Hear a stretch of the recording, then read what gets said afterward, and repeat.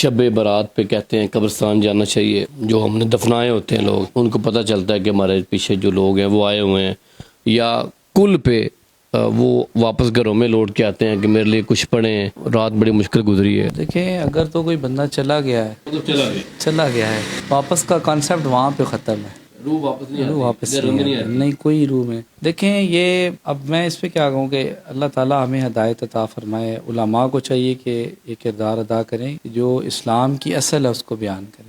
پہلی بات تو یہ کہ یہ کانسیپٹ اسلام کے اندر ہمارے لیے دلیل قرآن ہے اور حدیث ہے. آپ صلی اللہ علیہ وسلم کی حدیث ایسی کوئی جو آپ نے چیز بتائی ہے وہ کریں.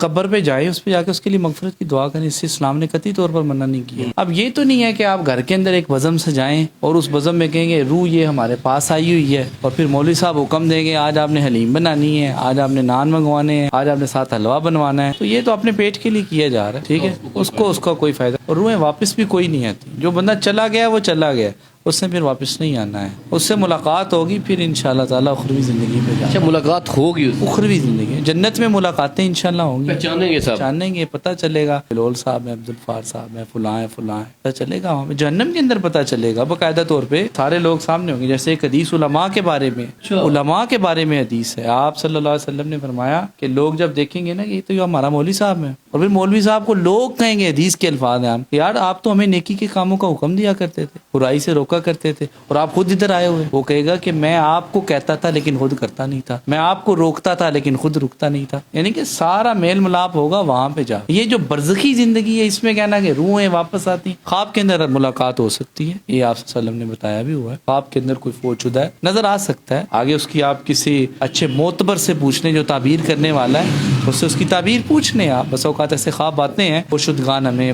مختلف حالتوں میں نظر آتے ہیں، اس کی تعبیر پوچھ لینی چاہیے. لیکن اس کا مطلب بھی یہ نہیں ہے کہ وہ روح میرے خواب کے اندر آئی ہوئی ہے. وہ بندے کی کیفیت اللہ تعالیٰ نے کس طریقے سے ہمیں دکھا دی. تو یہ جو کانسیپٹ ہے شب برات کا ہو یا دیگر تمام معاملات کا ہو، اسلام نے نہیں بیان کیا. فوت شدگان کے جو حقوق ہیں ان حقوق کو پورا کرنا چاہیے. جو اسلام نے بتایا ہی نہیں ہے اس کی طرف ہمیں نہیں جانا چاہیے. شب برات والے دن قبرستان پہ جانا، ایسے بولنا کہ ان لوگوں کو آج ہماری ضرورت ہے، ہم عبادتیں کر رہے ہیں، ان کے لیے کر رہے ہیں. نہیں، صرف شب برات والے دن ہی مردہ لوگوں کا حق ہوتا ہے. نہیں، میرے والد صاحب فوت ہو چکے ہوئے، میری والدہ فوت ہو چکی ہے، میں سال میں ایک دن ان کے پاس جاؤں بس، اور کہوں کہ آج یہ مجھے کہہ رہی ہیں کہ ہمارے لیے کہہ رہا ہے کہ میرے لیے بخشش کی دعا کرو. ہر وقت کرنی چاہیے. تو یہ بھی بہتر ہے نا. پہلی بات ہے شب بارات یہ کوئی ایسی خاص ہے ہی نہیں. جو خصوصیت اسلام نے اس کو فالو کریں. باقی یہ والا نبی صلی اللہ علیہ وسلم کی ایک حدیث بیان کی جاتی ہے، اس کو اس کے ساتھ جوڑا جاتا ہے کہ آپ جیسے ہم نے پہلے بیان کر دیا کہ وہاں پہ جا کے ان کے لیے مغفرت کی دعا کرنا، ان کے لیے جو فوت شدہ ہے، یہ آپ سمجھے ثابت ہے. آپ جایا کرتے تھے جنت البقیع میں، وہاں پہ جا کے آپ صلی اللہ علیہ وسلم اپنے گھر والوں کے لیے، اہل بیت کے لیے، جو اس وقت تک جب آپ حیات تھے، جب آپ زندگی میں تھے، آپ ان کے لیے دعائیں فرمایا کرتے تھے. آپ حضرات صحابہ جو جنگ میں شہید ہوئے تھے یا فوت ہوئے تھے، آپ ان کے لیے دعا کیا کرتے تھے. تو آپ سب نے باقاعدہ طور پر شب برات والے دن یہ جانا، یہ آپ سب سے ثابت نہیں. اس طرح دیگر تمام معاملات جو ثابت نہیں ہے اسے اسلام نہ بنائے. جو چیزیں ثابت ہیں قرآن سے، آپ صلی اللہ علیہ وسلم کی سیرت سے، آپ کی حدیث سے، ان کو مجھے بھی فالو کرنا چاہیے اور سب کو بھی فالو کرنا چاہیے. اس کا بھی فائدہ ہونے کی بجائے نقصان ہو سکتا ہے.